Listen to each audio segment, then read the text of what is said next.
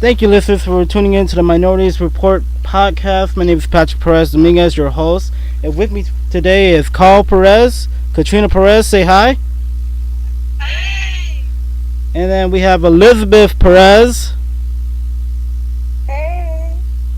And today we're going to talk about some Latino issues here. And on the first topic, we're going to talk about is Jorge Ramos the next Al Sharpton? Now, to put a little context on that, Jorge Ramos is a journalist, a famous journalist for Univision, and he has worked supported. Whoops. And Jorge Ramos is a famous journalist for Univision, and he has covered wars, including the fall of the Berlin Wall, as well as the Afghanistan war. And recently, he has been the forefront of the immigration debate with the Trump administration. And he, as some people have called him, the leader for Latinos to follow, because he has been a big advocate on immigration issues. Of course, he's not the only one out there that's fighting for rights. But a lot of people are critiquing because of his appearance. He is a Mexican-born journalist who's a United States citizen, and he's a white Mexican with blue eyes. And so a lot of people kind of have a little issues with that, with him being called the representative of all Latinos. As you know, Latinos are very diverse. They're diverse countries, communities, etc. And so, but some people are calling him Jorge Ramos might be the next Al Sharpton for Latinos. So I want to start off with Elizabeth. What do you think about that? Like the comparison of that?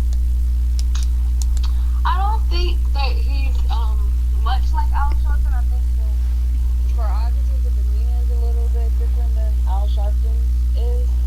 Being that he comes from the Mexican community, he's actually lived in Paris.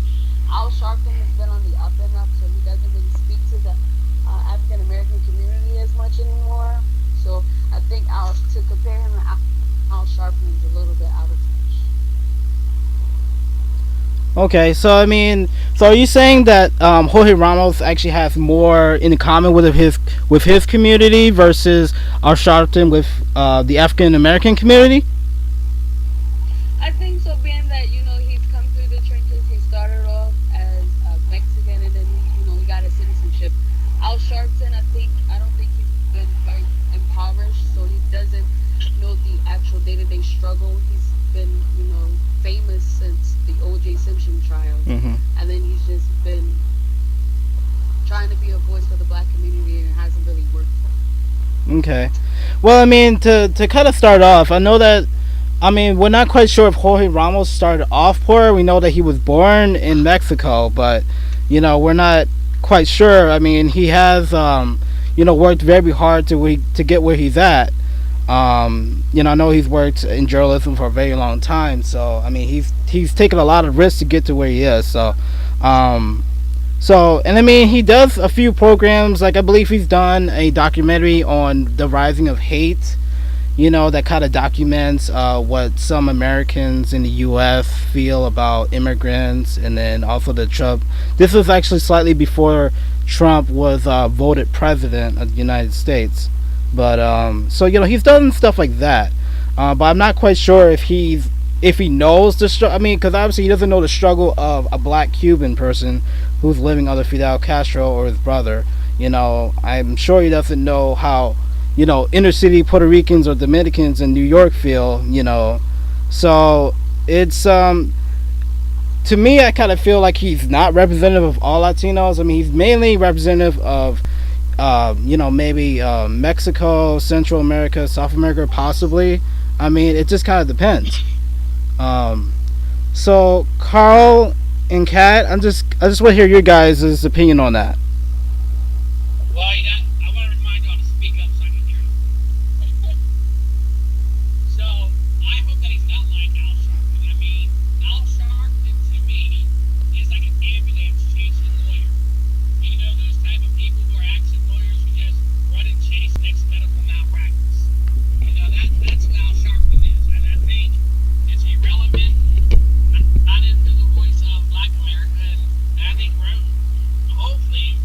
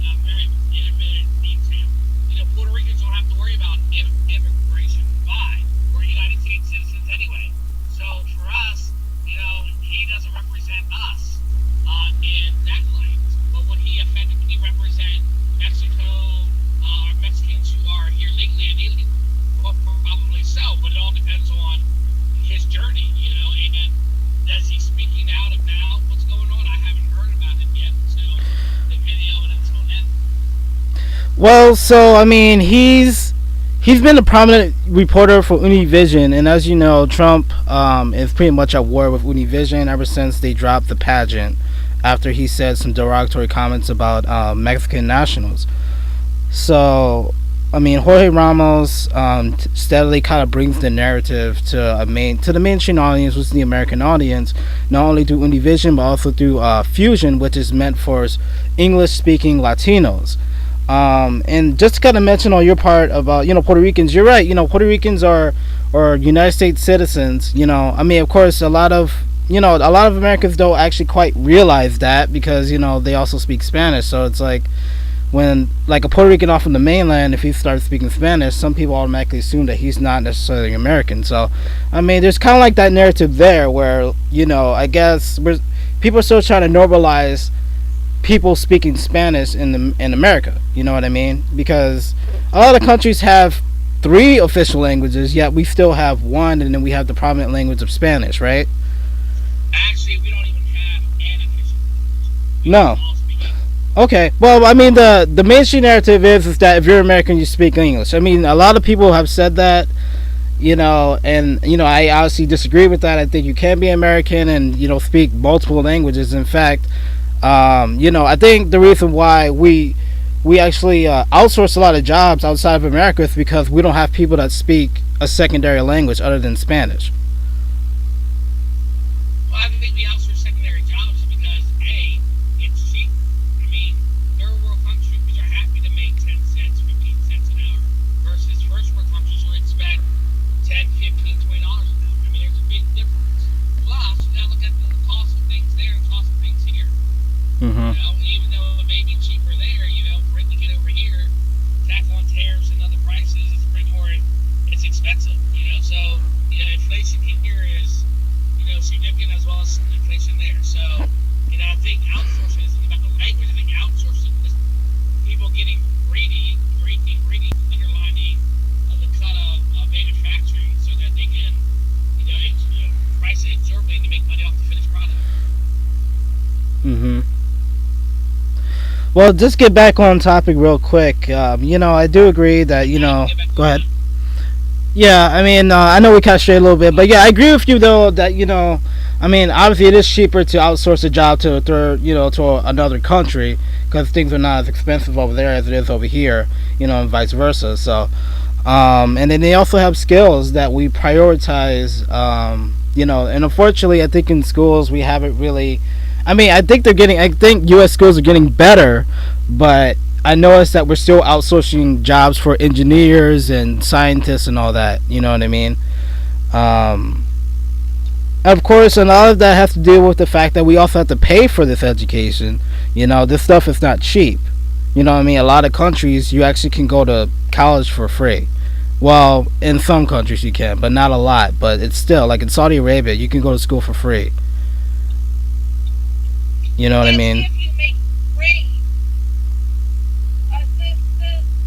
the countries that you're talking about that have free college, Mm-hmm. it is only after the student has taken a test Mm-hmm. in either 8th or ninth grade Mm-hmm. that then sets them up for the college track Mm-hmm. or the industry where they are doing manual labor. It's like they take the test.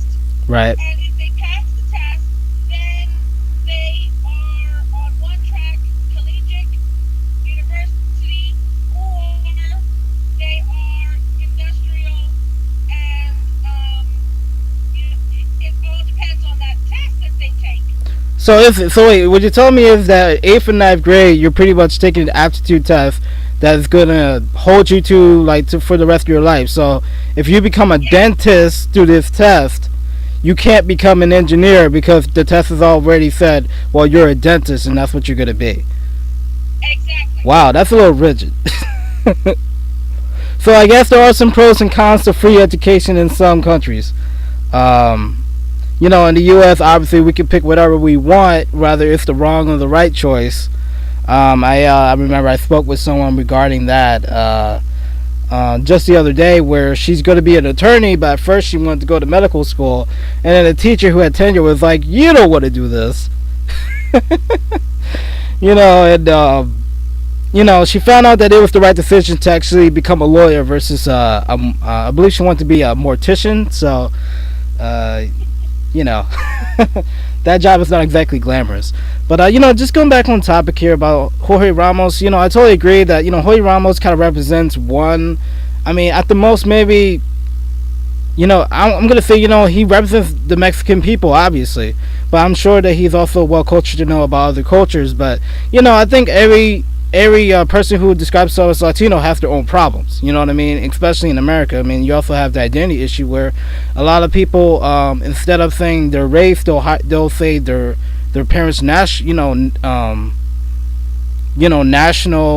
identity. You know what I mean? I've met a lot of Dominicans who are born in Jersey who say I'm not black, I'm Dominican, and I say, well, I mean, you could be both. I mean, there's no and or if about it.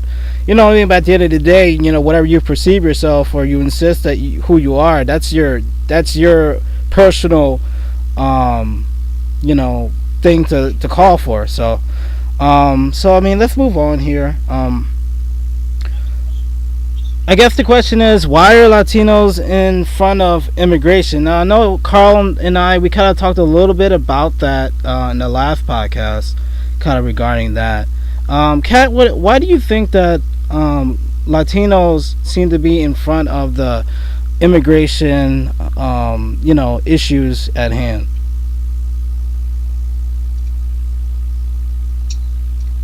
Okay. I think sometimes, especially with politicians and so forth, they don't want you to know what the left hand is doing, so they focus on the right hand.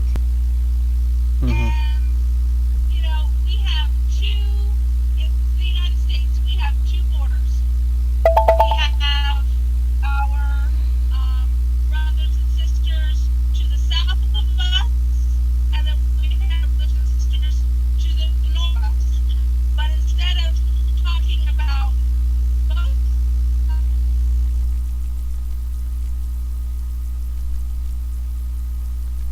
uh, can, uh, right, just go ahead. Yep, go right ahead. Okay, I really feel that instead of they want you to focus on what the right hand is doing instead of what the left hand is doing, even though as United States citizens we have two bordering countries. We have our brothers and sisters from the south, our Latino brothers and sisters, and then we have our Canadian brothers and sisters from the north. And instead of looking at both of the countries who border us, instead of looking at both illegals from both sides, they're only focusing on those who speak a different language, which is, that is a racism. That is, we cannot. And then I hear a lot of times, oh, well, they should learn English. English is not our official language in the United States. And really, as United States citizens, we should be more able to adapt and to inquire and to learn the languages of our brothers and sisters to both the north and south of us. Um, you know, I feel Americans are lazy that way. They don't want to take the time to learn another language. A lot of countries, their children are learning a second language from kindergarten. Yet we as Americans want everybody to conform to us instead of being more cognizant of the others who are around us. Story of America, Jack.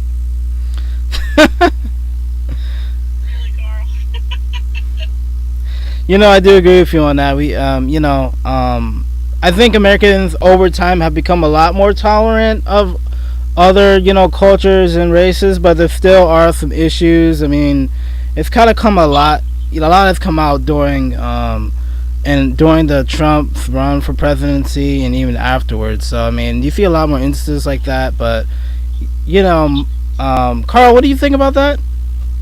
I think the wrong word is tolerance. I mean, we're not tolerant, we're ignorant.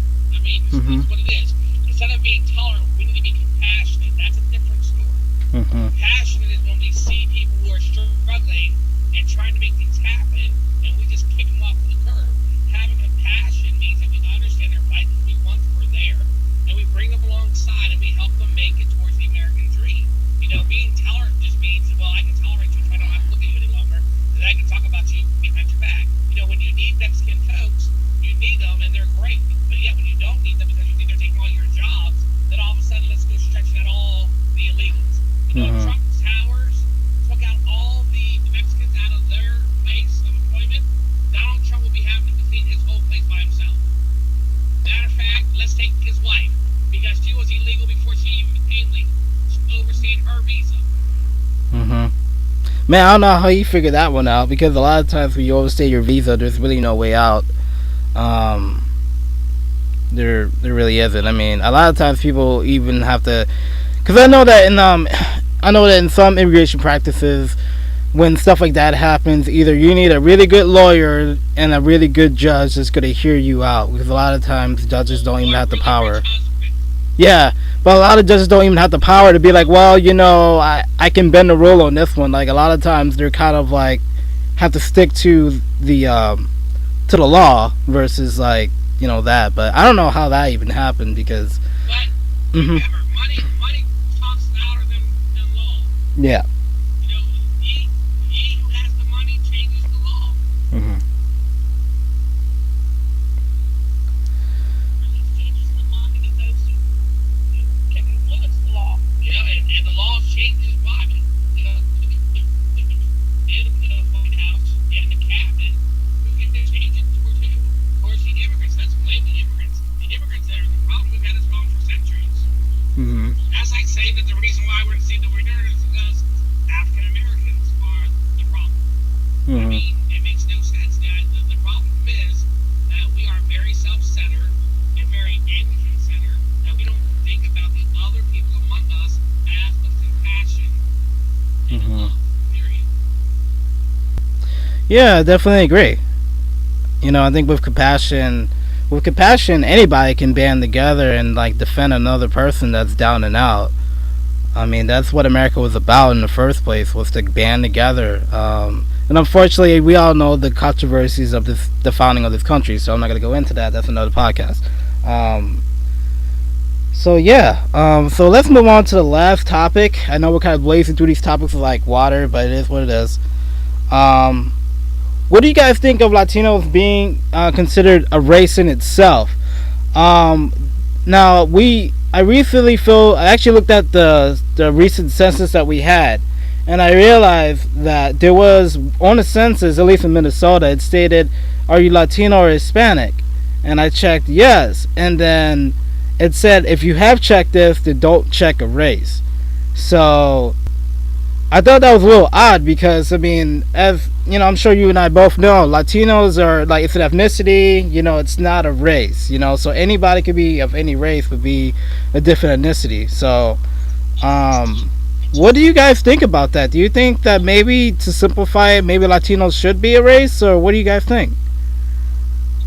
I think the less race we have, the better we are. Mm-hmm. I mean, why do we identify with race on anything?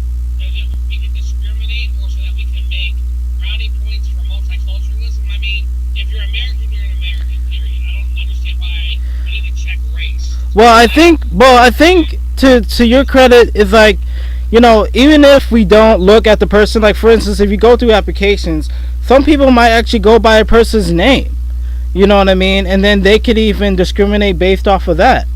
You know what I mean? They can make judgments based off of that. But my thing is, if they base judgment off of your name, why put down a race? I'll give you an example. I'll give you a couple examples. The first one is, I know a couple people who are South African.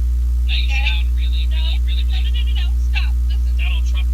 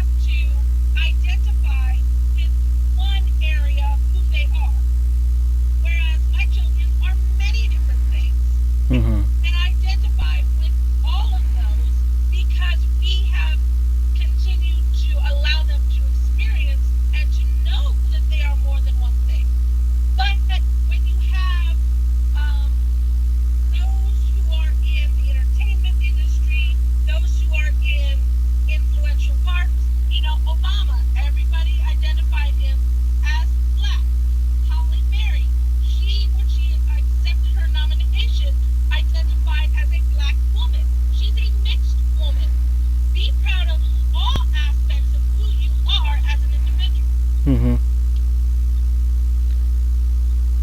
I can definitely understand that part because when Barack Obama became president, I didn't quite understand, like, after reading his book, and because he was mainly raised by his grandparents and then his mom and certain parts of his life.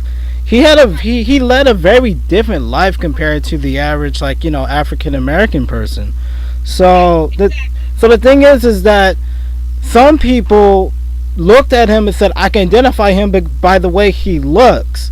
Because if you read about his life, it's very different compared to compared to us. But at the same time, he also has gone through the same issues that a lot of African Americans face. You know what I mean? And I'm sure he also had that identity issue too, because America is kind of boxed in when it comes to categories of what a person is. Um, to kind of put this in the forefront too, as a Afro Latino male, I had issues growing up as well because because my mother was a black woman from the Dominican Republic. But a lot of people don't really quite understand that African people were kind of shipped all over the world, not just in the U.S. So, with that, growing up and kind of having that aspect and not having like my father there either, of course, kind of brought my identity issues up for debate all the time. And in Jersey, it people won't be nice about it. They'll just say like, "What are you?" And obviously, most people can say human, but it becomes an issue when like several people ask that question. And obviously, at the end of the day, it's nobody's business, right? Right, right. You know, It's um, like everybody is so held up on, well, what are you? What do you identify with? mhm. Instead of just accepting that, I like tacos. I like pizza. I like spaghetti. I like sauerkraut. Mhm. I like blood sausage. Do you like sushi, Carl? Sushi. Yeah. All right, yeah, all right, all right. People. I think that's what's wrong with our whole perception of culture and race is that we figure that culture has to identify us into a race. It doesn't. You Mhm. know, the only thing that identifies us as anything is when we pick and choose what skin color we want to put on an application, and Mhm. that's what people want. What is your skin color? Yeah. But not realizing that it doesn't matter because when I bleed, we're all bleeding the same colors. Right. Eh, Unless you have some really great ultra human parents who are like Incredible Hulk. well, I mean, there has been an evidence of a family that's blue. Um. Hey, but I like you know. hmm I mean, obviously in this country, race, ethnicity, and all that, it's pretty complicated. A lot of people like to complicate matters. I mean, obviously, we can all just say we're all human, we're all here to live. The kind Well, of. Hmm. it complicates matters because it keeps us off of an equal keel of identifying one to another as equals.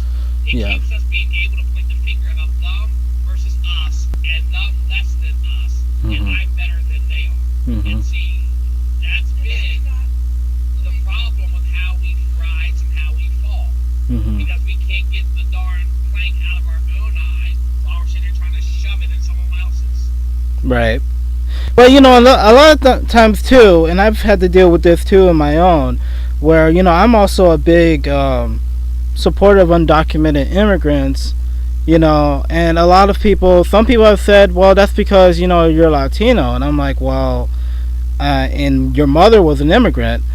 But I think that you don't have to be Latino or a minority to actually understand the issues that undocumented immigrants face. And I mean, let's not forget too that Italians, Irishmen, Jewish, and Europeans were at one point immigrants themselves. Well, and they still are. right, right. We're all come here. We're all We're all except for the native. we're all immigrants, and even Native Americans are immigrants because they can, Hmm. they may have been, received through the land, but I mean,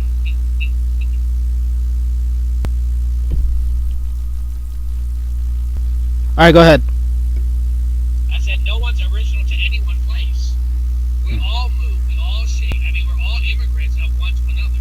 I mean, just because we were born in a particular area does not give us the inherent right to dictate what happens in that area at all. My my grandparents, my grandmother was one of the first ones born in America from immigrant parents, fleeing Czechoslovakia, and that was only, that's one generation before me, so, and before my parents, so, immigration affects a lot more people than what the majority is trying to say in effect. Hmm. And that the minority needs to speak up for and tell the majority, you need to remember where you came from, who you are, and be compassionate about those who are seeking refuge and seeking, the ability um to better themselves, to better their family, to enjoy what we take for granted here in the United States. Yeah, absolutely. I think that's the funny part is that a lot of people either forget or they acknowledge, yeah, we were not the original inhabitants of the United States, but we're here now. There's that argument there too, right? Where we're like, well, we were the original occupants, but we're here now. You know what I mean? In 13 miles, turn left onto George Washington Memorial Highway.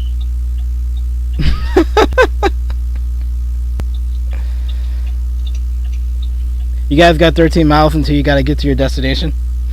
Yeah. Listeners, who just to let you know, guys, know that my co-host, they're driving somewhere, so they were so wonderful to still do this podcast with me while they're driving. So I really appreciate that, guys. Drive safe, though. Seriously. We are. Hey, All right.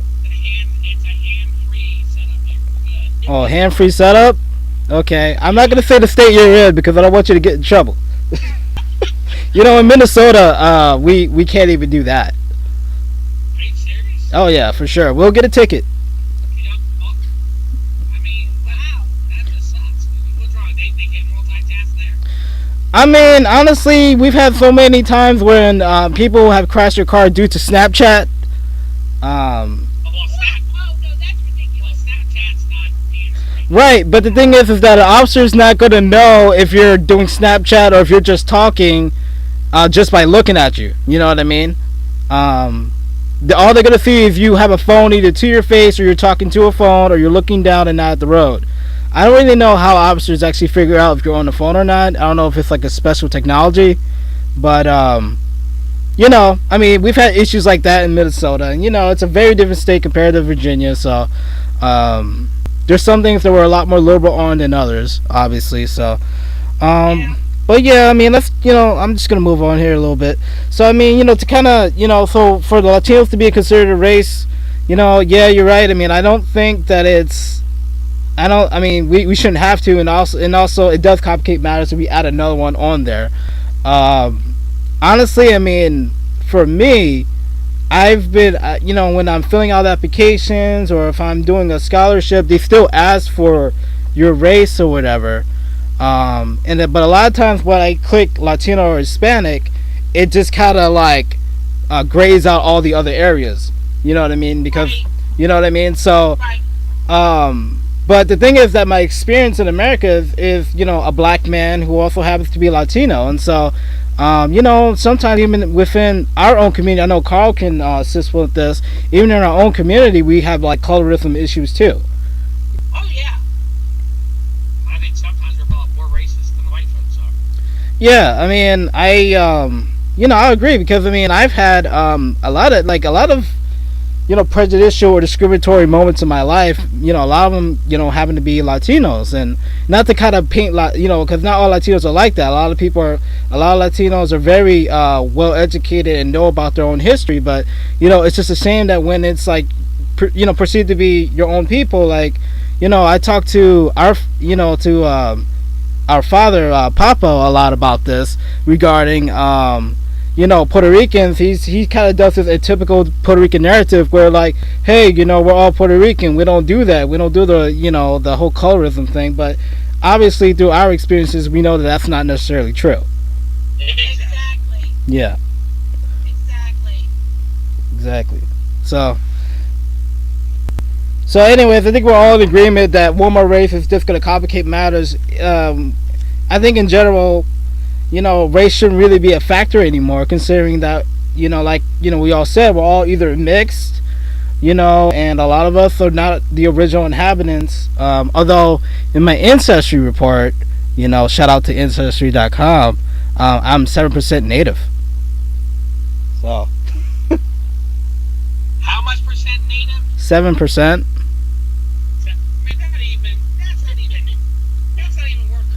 I think it's significant because you gotta understand that Puerto Ricans and Dominicans talk about the Taino and the Boricua Indians all the time and saying that we're Boricua or we're Taino, and I'm like, there's no way that we have that. You know what I mean? Because they were dead for about 400, 500 years. So the thing is, the fact that I have evidence that there is Native American ancestry, it's gotta mean something, right? 7%. What's that? What percentage do you have to be 7%. You know what 7% is? No, but what is you have to be a certain percentage to claim it?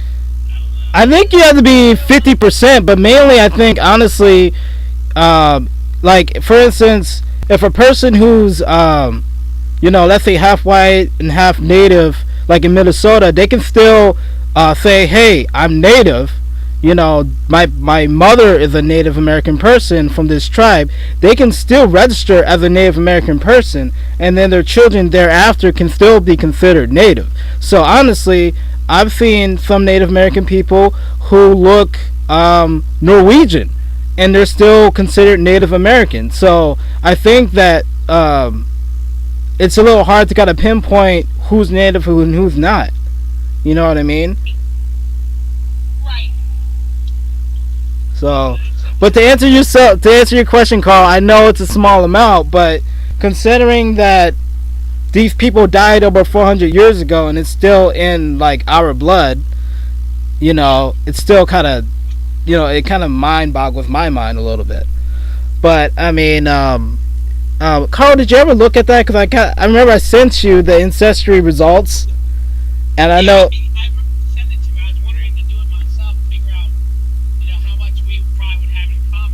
Mm-hmm. But then I figured out that, since we have the same father, it probably would be kind of redundant. You did something on Ancestry. I think you did a family tree, because I remember I looked at the family tree, and I was like, oh, okay. Yeah, I did something. I did the family tree on our side, and, the wonderful thing about, well, there's two issues, though. When you go through African Americanism, it's kind of hard to get past 1865. Once you get to 1868, you can really find your track. But after to go back any further back, it's hard because slaves didn't keep track records. Slave owners didn't keep track records, so you're sort of lost right there. During that Civil War birthplace. So all you have really is from 1968. I mean, from 1868 to go off of. The rest is dead history, and it's sad because you don't have the roots that European Americans can date themselves back to Plymouth Rock. I guess I don't know. It's sad that you can't do that for everybody. Yeah, I mean, I know that in a lot of African American history too. I mean, even though they do acknowledge, like, obviously there's some European influence in there. I know that. Go ahead. The child.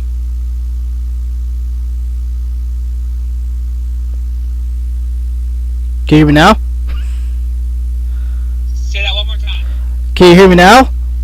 Yeah, Okay. I do know from because a lot of people have told me this, that I've taught. I've had a lot of conversations. I know that from the African American perspective, especially, it's sad because yeah, you're right. After 1865, before 1865, there really aren't many records because, of course, there were laws where it dictated who's human, who's not. They even had those laws back in the day, right? Um, I do know that even in Latin America, where there was slavery there were barely any records too. I mean, the only records that they have, let's say in Puerto Rico, was that there was a slave revolt in Puerto Rico a very long time ago. And in fact, there were multiple revolts, not just in the U.S., but there was some in Haiti. I think was the most successful. If you want to, because they actually had that country, took over that country, and unfortunately, that's also one of the poorest countries in the Americas right now. Because Well, I think that's the problem. It's because we've been feeding ourselves that we're different based on legacy color, which we inherited through the European, hmm descent of, turn everyone against each other so that you can rule. hmm I mean, I think it's important that we kind of acknowledge like people's like histories or cultures, but it doesn't have to stop us from either liking or like being with them. You know what I mean? Because I mean that's what the world's about. It's about to be it's about understanding another person even if they're different than you. You know what I mean? Exactly. You know what I mean? I mean, I'm married to a woman who's Mexican. You know what I mean? So she's had a different life experience than I have. But then there's also certain things that because she knows that she has some kind of privilege over me, and sometimes I have privilege over her. I mean, I was born in the U.S. You know what I mean, where she wasn't. You know what I mean? So I think that we both kind of acknowledge, like, hey, our life experiences are very different, but we also think so much alike. You know what I mean? Right. Right. I don't know because I haven't talked to your wife about that. Anything online. You can say you're a great husband and she might tell us different. I don't know. Oh my god. Well, maybe I should bring my wife on here one time. I mean, she's kind of shy.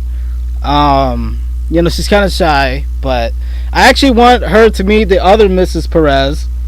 I actually think she would be good to talk about immigration, considering she's going through that process. Well, we are going through that process. We're waiting for our interview, so that's something that if we actually once it happens, I definitely want to make a podcast regarding that, because I'm sure a lot of people going through the immigration process, not just Latinos, but everybody that's going through the immigration process can kind of talk about and relate to. So I think my mom definitely went through the immigration process, and it was weird because she never became a U.S. citizen. She was always a permanent resident card holder, or a green card holder, if you want to be specific. So that's a little interesting too. But thank you, listeners, for listening to this show. We're gonna wrap this up. Shout out to Ancestry.com, and then also Carl. What is the name of the product that we're gonna talk about in our next podcast? I'm not about to say because then people will go look it up. But it's called Sanitary Napkins. All right, you heard it here first. Have a good day, everybody.